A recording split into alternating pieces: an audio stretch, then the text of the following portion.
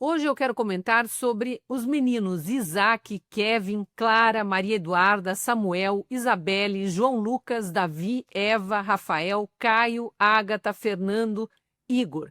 São crianças brasileiras, todas menores de 12 anos, filhas de mãe solo, que estão presas porque no dia 8 de janeiro de 2023 foram a Brasília acreditando que lutavam por um futuro melhor para seus filhos e caíram na armadilha dos vândalos que se infiltraram entre manifestantes pacíficos, invadiram e depredaram prédios públicos e depois fugiram calmamente, deixando inocentes serem presos em seu lugar. E eu afirmo isso porque, com raríssimas exceções, os mais de 2.300 presos do 8 e 9 de janeiro foram condenados sem provas. E pelas leis brasileiras, os acusados são inocentes até que se prove o contrário. Cabe a quem acusa apresentar as provas, e isso nunca foi feito. Mas os casos dessas crianças torturadas pelo encarceramento das mães provam o abuso de autoridade e os atentados aos direitos humanos cometidos reiteradamente pela Procuradoria-Geral da República e pelo STF. Antes de falar sobre as mães do 8 de janeiro e suas crianças vítimas de barbárie judiciária, preciso falar da Gazeta do Povo. Eu sou colunista do jornal, comentarista política e, junto com outras vozes importantes do jornalismo, trago análises apuradas com responsabilidade e compromisso com os fatos. Enquanto boa parte da imprensa repete o que interessa aos poderosos, a Gazeta do Povo faz diferente. Investiga, questiona, mostra o que está por trás das manchetes, porque o compromisso aqui não é com governos ou grupos de interesse. É com você, assinante do jornal ou seguidor do nosso canal do YouTube. São os assinantes que garantem à Gazeta do Povo fôlego para fazer um jornalismo livre, independente e sem amarras. Se você também valoriza isso e ainda não é assinante, junte-se a nós. Apoie o jornalismo da Gazeta do Povo. Custa muito pouco e você ajuda o jornal a continuar mantendo um time de jornalistas e comentaristas único no Brasil. Aproveite a promoção pagando apenas R$ 1,90 por mês nos primeiros 6 meses. Acesse gazetadopovo.com.br/oferta, escaneie pelo QR Code da tela ou vá no link da descrição. E agora fique com o meu comentário sobre as crianças que estão sofrendo tortura psicológica, muitas passando fome, porque as mães, únicas cuidadoras delas, estão presas, sem provas. Neste ano de 2025, ficou muito conhecida a história da Débora Rodrigues, a cabeleireira que ficou mais de 2 anos presa por ter usado um batom para escrever "Perdeu Mané" na Estátua da Justiça, em frente ao Supremo Tribunal Federal, no dia 8 de janeiro de 2023, naquela manifestação que acabou com invasão e depredação de prédios públicos por alguns manifestantes, mas teve milhares presos, inclusive pessoas que estavam acampadas a quilômetros de distância dali e foram presas no dia seguinte, sem nenhuma prova de que sequer tivessem estado na Praça dos Três Poderes na véspera. A Débora, depois desses 2 anos presa e diante de muita comoção popular, acabou solta, mas está condenada, aguardando apenas a finalização do julgamento de alguns recursos e pode ter que voltar para a cadeia. Tem 2 filhos pequenos que já sofreram imensamente. Mas no caso da Débora, as crianças estavam com o pai. Há muitas outras crianças que não têm pai presente. Mães solo estão presas. E eu listo hoje aqui nesse comentário 10 casos abusivos que vêm sendo cometidos pela PGR e pelo STF, como se não houvesse previsão legal para que mães que cuidam sozinhas de seus filhos pequenos possam cumprir prisão domiciliar mesmo mediante condenação. A Débora, então, está em condenação domiciliar, mas a gente tem outras 9 situações aqui. Eu vou citar uma em específico que foi publicada pela jornalista gaúcha Ana Maria Semin, é uma guerreira aí na divulgação dos casos do 8 de janeiro. Eu estive nesse fronte por mais de 2 anos entrevistando parentes de presos, advogados de presos e depois, quando eles começaram a ser soltos com tornozeleira, muitos deles eu também entrevistei aqui mesmo na coluna, falando abertamente da Gazeta do Povo. Quem procurar aí na playlist mais para trás vai encontrar pelo menos 40 entrevistas com presos políticos do 8 de janeiro, cada um contando uma história mais absurda e denúncias de maus tratos também na cadeia. No caso dessa jornalista gaúcha, ela vem desde 2023 também, assim como eu fazia, e continuou entrevistando presos políticos do 8 de janeiro. E agora ela está concentrada nesse caso das mães solo. E ela traz a seguinte informação: 9 mães de menores foram condenadas pela Suprema Corte a permanecerem presas. 7 delas estão em presídios, uma está em prisão domiciliar, que é o caso da Débora Rodrigues, depois de passar mais de 2 anos presa. E a 9ª foi recentemente condenada e deve ser recolhida ao presídio. Aí ela cita especificamente que todas são acusadas de golpe de Estado armado, sem que nenhuma delas, tenha tido qualquer experiência na vida com armas. Não conseguem sequer portar uma arma, não sabe usar uma arma. Nenhuma tinha antecedentes criminais.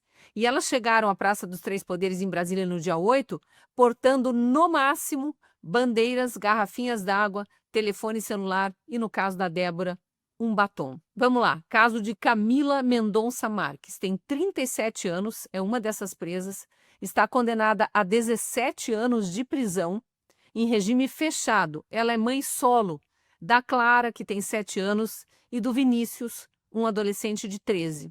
Não tem pai presente e essas crianças estão aqui sobrevivendo a duras penas com a mãe na cadeia. Detalhe, a Camila é portadora de uma doença grave, incurável, que está registrada oficialmente em laudo da Penitenciária Feminina de Criciúma, Santa Catarina, onde ela está presa, desde março de 2024.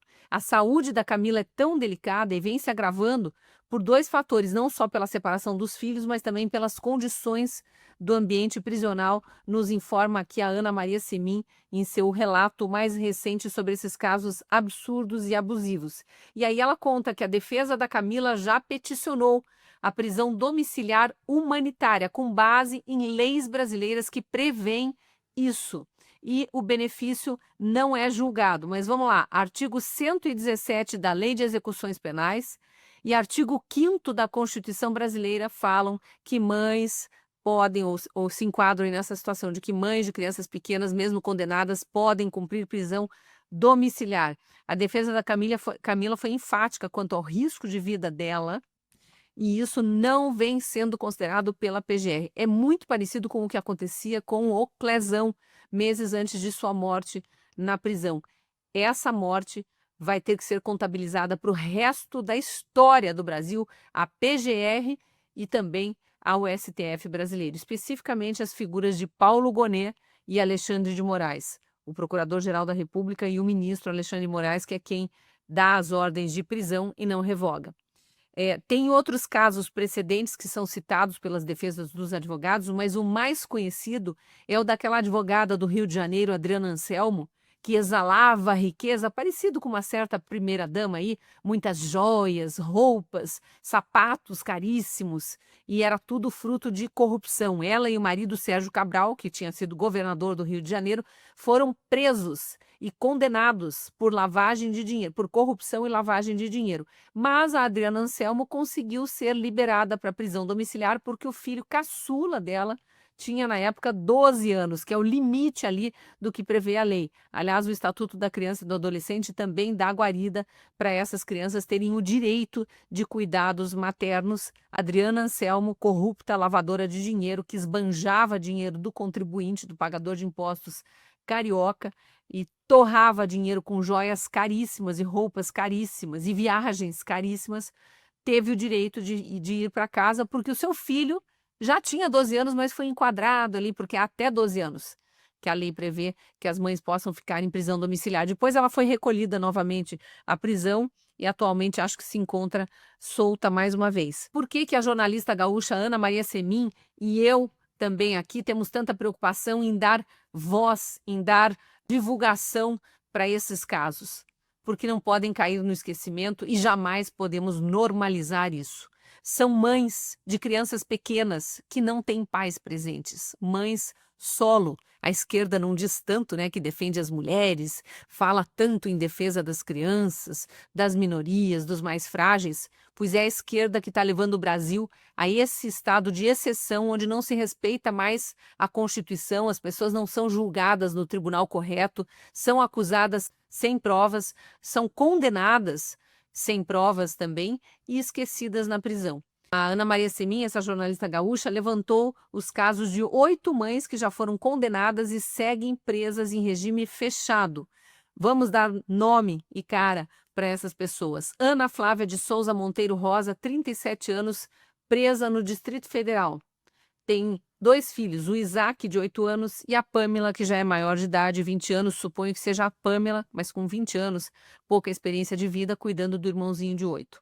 A Camila Mendonça Marques, de 37 anos, está presa em Santa Catarina, é o caso que eu citei aqui na abertura do vídeo. Tem a Clara, de 7 anos, e o Vinícius, de 13 anos, presa.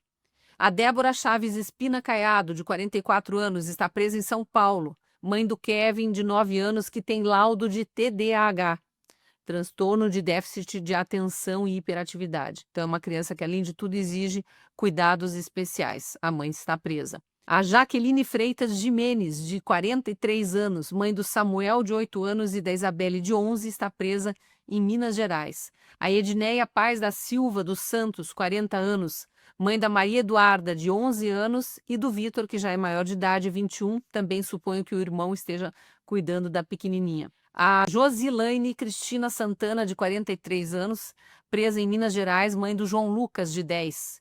A Juliana Gonçalves Lopes Barros, de 35 anos, mãe de João Guilherme, 17 anos, é um adolescente, mãe também de Davi, de 10 anos, e de Eva, de 8 anos, está presa em Goiás. Nesse caso aqui, imagino que o João Guilherme, de 17 anos, com pouquíssima experiência de vida, provavelmente sem conseguir trabalho que remunere, pelo menos de uma forma um pouquinho mais razoável, cuidando de 2 crianças pequenas, de 2 irmãos. E a Lucinei Tuzi Casagrande Ilebrand, de 55 anos, mãe da Renata, de 28 anos. Por que a Renata está aqui nessa lista de mães que deveriam estar em prisão domiciliar para cuidar dela? A Renata, embora tenha 28 anos, ela é cadeirante e num nível de dependência muito grande, e pela informação que a Ana Simin levantou, ela somente aceita que a mãe cuide dela, tá? Há muito tempo sem a mãe, num estado de tortura psicológica intenso. Tem outros 4 casos aqui também de prisão preventiva, uma delas em prisão domiciliar e uma em liberdade condicional. A gente citou o caso da Débora dos Santos, né, a cabeleireira, que tem o Rafael, de 8 anos, e o Caio, de 11, está em prisão domiciliar. A Gisele Alves Guedes de Moraes, que tem 39 anos, a Débora é de São Paulo, a Gisele é do Distrito Federal. A Gisele está num status de restrição de direitos, né, em liberdade condicional, mas restrição de direitos. Só que olha a peculiaridade do caso da Gisele. Ela tem a Ágata, de 1 ano, o Fernando, de 5 anos, o Igor, de 9 anos, a Esther, adolescente de 13 anos, a Ana Luísa, adolescente de 17, o João Vitor, um jovem de 19, e a Juliane, de 21 anos. É uma mãe de 7 filhos, uma mãe solo de 7 filhos, sofrendo com essa tortura psicológica. Aqui, ainda que esteja em liberdade condicional, com certeza está com tornozeleira eletrônica. E o Estatuto da Criança e do Adolescente e o artigo 227 da Constituição de 88 garantem prioridade absoluta dos direitos da criança e do adolescente, inclusive o direito à convivência familiar. Por que eu enfatizo aqui o absoluta? Procurador-Geral da República e ministro do STF, que recebem do advogado um pedido de liberdade condicional, de prisão domiciliar para sua cliente, pelo fato dela ser mãe de criança pequena, ele deveria olhar isso com prioridade. E eles deixam meses isso na gaveta, parece que para aumentar mesmo a tortura que as crianças e as mães já vêm sofrendo. E aí tem também medidas legais no âmbito internacional, por exemplo, artigos 3º e 9º da Convenção sobre os Direitos